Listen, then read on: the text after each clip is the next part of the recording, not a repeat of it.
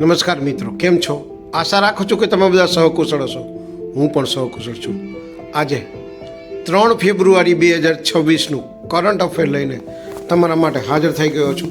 તો ચાલો મોડું ન કરતા આજનો વિડીયો શરૂ કરીએ છીએ. એની પહેલાં કહેવા માગીશ કે ચેનલ પર નવા હો તો સબસ્ક્રાઈબ કરી લેજો. વિડીયો જો પસંદ આવે તો લાઈક કરી દેજો. ભાઈબંધ દોસ્તાર ફેમિલી મેમ્બર સાથે આ વિડીયો શેર જરૂર કરજો, જે પણ ગવર્મેન્ટ એક્ઝામની તૈયારી કરતા હોય. તો ચાલો મોડું ન કરતા આજનો વિડીયો શરૂ કરીએ છીએ. પહેલો પ્રશ્ન છે, અગ્નિ પરીક્ષા નામની સૈન્ય કસરત ક્યાં આયોજિત થઈ હતી? સાચો જવાબ છે અરુણાચલ પ્રદેશ. બીજો પ્રશ્ન છે, પ્રથમ વૈશ્વિક બિગ કેટ્સ સંમેલનનું આયોજન ક્યાં થશે? સાચો જવાબ છે ભારત. ત્રીજો પ્રશ્ન છે, ઓર્કિડની નવી પ્રજાતિ કયા રાજ્યમાં શોધાઈ છે? સાચો જવાબ છે કેરળ.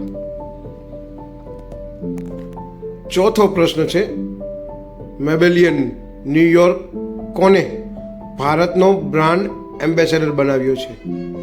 સાચો જવાબ છે કિયારા અડવાણી.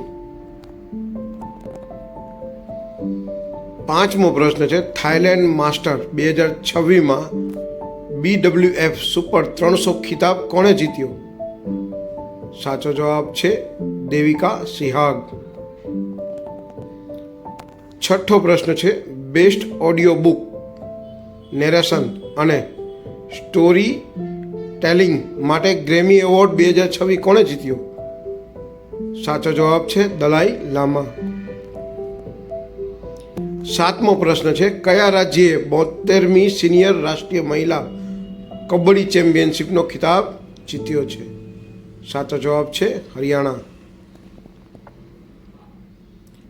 આઠમો પ્રશ્ન છે, ધારી દંડ અભયારણ્ય કયા રાજ્યમાં આવેલું છે જેને રામસર સૂચિમાં સામેલ કરવામાં આવ્યું છે? સાચો જવાબ છે ગુજરાત. નવમો પ્રશ્ન છે, પૂર્વ વાયુ કમાન્ડરના air officer commanding in chief તરીકે કોની નિમણૂક આપી? સાચો જવાબ છે ઇન્દ્રપાલસિંહજી વાલિયા. દસમો અને છેલ્લો પ્રશ્ન છે, કયા શહેરના આદમપુર હવાઈ અડ્ડાનું નામ બદલીને શ્રી ગુરુ રવિદાસ મહારાજજી હવાઈ અડ્ડા રાખવામાં આવ્યું? સાચો જવાબ છે જલંધર. તો આ હતા 3 ફેબ્રુઆરી 2026ના કરંટ અફેર અને તેના જવાબો. જો તમે ગવર્મેન્ટ એક્ઝામની તૈયારી કરતા હોય તો વિડીયોને એક લાઈક કરી દેજો. જો વિડીયો પસંદ આવતા તો આને ભાઈબંધ દોસ્તાર સાથે શેર કરી દેજો.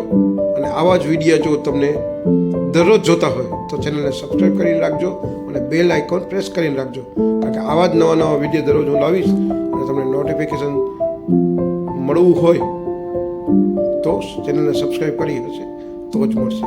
તો આજ માટે આટલું જ. જય હિન્દ, વંદે માતરમ દોસ્તો.